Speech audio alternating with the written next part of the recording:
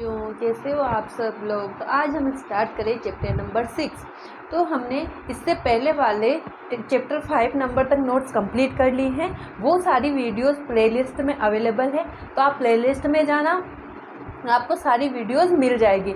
मैंने 5 चैप्टर तक आपको नोट्स कंप्लीट करवा दिए हैं। आप आज से हम 6 चैप्टर स्टार्ट करेंगे, ठीक है। तो हमारा 6 चैप्टर है आज टिश्यू। टिश्यू क्या होता है, टिश्यू किसके बने होते हैं। तो टिश्यू कोशिका के बने और वही कोशिका क्या होती है, हमारे शरीर की संरचनात्मक व क्रियात्मक इकाई किसे बोलते हैं, कोशिका को बोलते हैं। हमारा शरीर पूरी तरीके से किसका बना होता है, कोशिका का बना होता है। देखो यहाँ पर क्या होता है, उत्तक भी कोशिका के बने होते हैं। भाई देखो कंफ्यूजन है ना, कोई मैंने आपसे पूछा भाई उत्तक है ना, उत्तक मिलकर अंगतंत्र बना रहे हैं, उससे शरीर बन रहा है, तो कोशिका कहाँ आ गई। हम कोशिका को पढ़ रहे हैं कि कोशिका की खोज रॉबर्ट हुक ने की थी और कोशिका संरचनात्मक क्रियात्मक मूल इकाई है ना। तो हमारे शरीर की संरचनात्मक मतलब हमारे शरीर की जो संरचना है, क्रियात्मक मतलब जो हमारे शरीर के कार्य हैं, वो सब किस पे डिपेंड हो रहे हैं, वो हमारी कोशिका पे डिपेंड हो रहे हैं, है ना।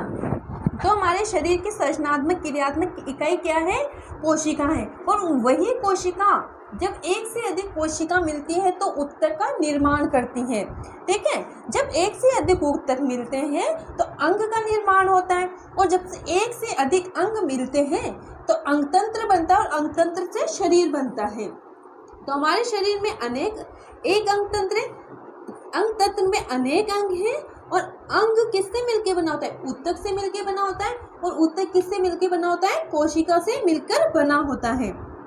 तो हम उत्तक की डेफिनेशन क्या देंगे, एक ही प्रकार की संरचना जो कार्य करने वाले कोशिकाओं के समूह को उत्तक कहते हैं।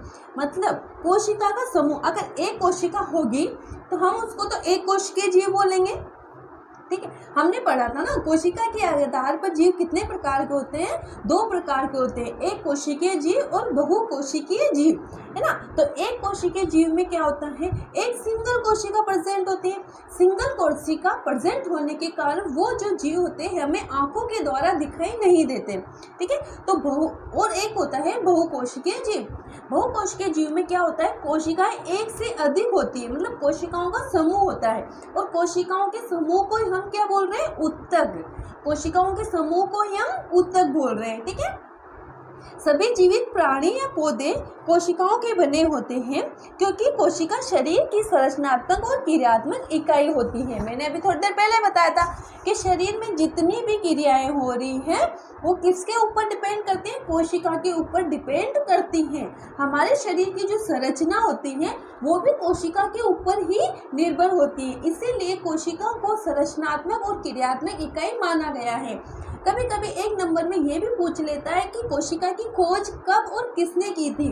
तो कोशिका की खोज रॉबर्ट हुक ने 1665 ईस्वी में की। उन्होंने क्या किया, स्वनिर्मित सूक्ष्मदर्शी, मतलब उन्होंने जो सूक्ष्मदर्शी बनाया था उसको एक कोशिका की स्लाइड बनाई, उसमें देखा, किसमें देखा, माइक्रोस्कोप में देखा। तो उन्होंने क्या पाया कि हमारे कोशिका की संरचना कैसे होती है, जैसे मधुमक्खी के छत्ते में जो कोष्ठ उपस्थित होते हैं ना, उसी के समान हमारे शरीर कोशिका की संरचना होती है, ठीक है।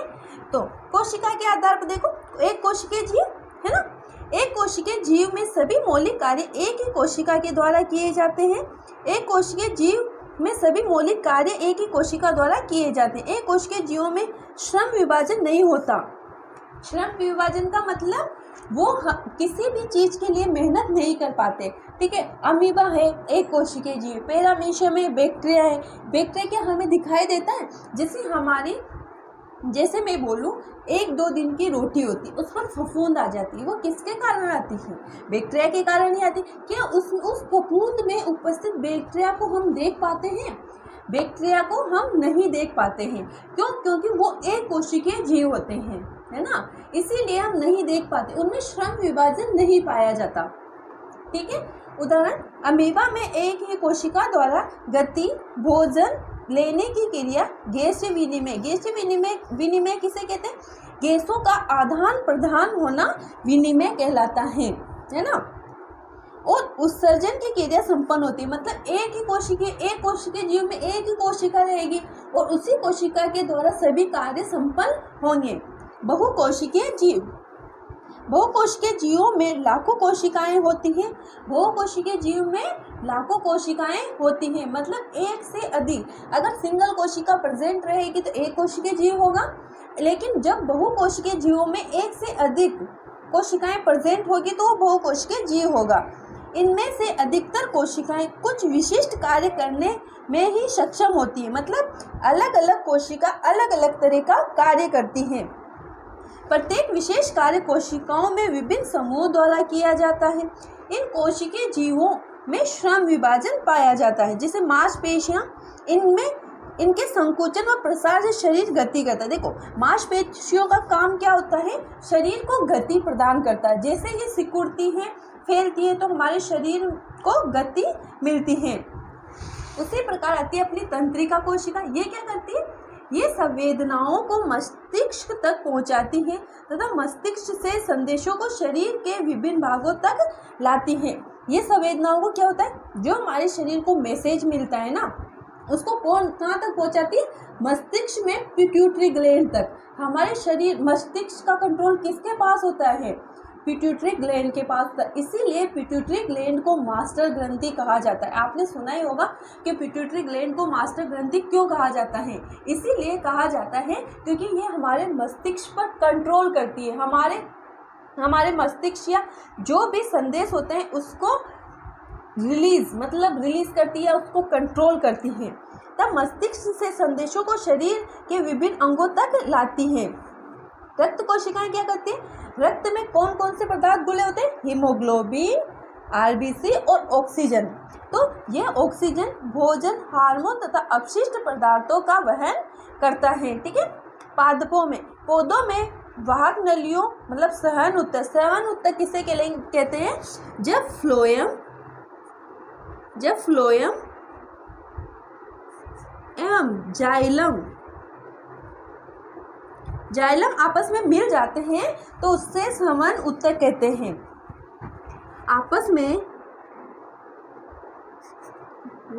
मिल जाते हैं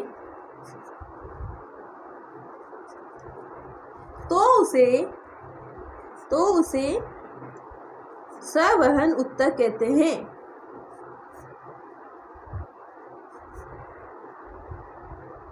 संवहन उत्तक कहते हैं। ठीक है। तो जाइलम और फ्लोएम क्या होता है? जो फ्लोएम होता है ना, वो क्या करता है? पौधों की जो जड़ें होती है ना, उनसे खनिज, लवण और मृदा का अवशोषण कर किसके पास पहुंचाता है? पत्तियों के पास पहुंचाता है। मतलब जड़ों से खनिज लवणों का अवशोषण कर पत्तियों के पास पहुंचाता है। पत्तियों में क्लोरोफिल उपस्थित होने के कारण प्रकाश संश्लेषण करके भोजन का निर्माण करती है। और फ्लोएम क्या करता है? फ्लोएम उन पत्तियों से भोजन लेके पौधों के विभिन्न भागों में पहुंचाने का कार्य करता है। इनको मिला के, जो ये जाइलम और फ्लोएम को मिला के जो तंत्र बन रहा है ना, उसको हम संवहन उत्तक कहते हैं। देखो, वाहक नलियों संवहन उत्तक से संबंधित कोशिकाएं भोजन और पानी को एक जगह से दूसरी जगह लाती हैं। मतलब जाइलम जड़ों से पत्तियों तक पहुंचाता है और फ्लोएम क्या करता है? पत्तियों से भोजन को जड़ों या पौधे के विभिन्न भागों तक पहुंचाता है। जीव विज्ञान की वह शाखा जिसमें उत्तकों का अध्ययन किया जाता है हिस्टोलॉजी कहलाती है। ठीक है, ये ध्यान रखना। हिस्टोलॉजी किसे कहते हैं? जिसमें जीव विज्ञान की वह शाखा जिसमें उत्तकों का अध्ययन किया जाता है हिस्टोलॉजी कहलाती है। ओके। एक ही प्रकार की संरचना तथा कार्य करने वाली कोशिकाओं के समूह को उत्तक कहते हैं। मतलब वो हमने पढ़ा था। अब उत्तक कितने प्रकार के होते हैं? प्लांट उत्तक और जंतु उत्तक, पादप उत्तक और एनिमल यानी जंतु उत्तक। अब देखो, प्लांट उत्तक पढ़ेंगे सबसे पहले। पादप उत्तक है ना, पौधे स्थिर होते हैं, वह गति नहीं करते। ठीक है, लेकिन वो गति नहीं करते, लेकिन लिविंग सिस्टम में सजीव कहलाते हैं, है ना, क्योंकि ये अपना भोजन एक स्थान पर स्थिर रहकर ही प्रकाश संश्लेषण की क्रिया द्वारा प्राप्त कर लेते हैं। उनके अधिकांश उत्तक सहारा देने वाले होते हैं, तब पौधों को संरचनात्मक शक्ति प्रदान करते हैं।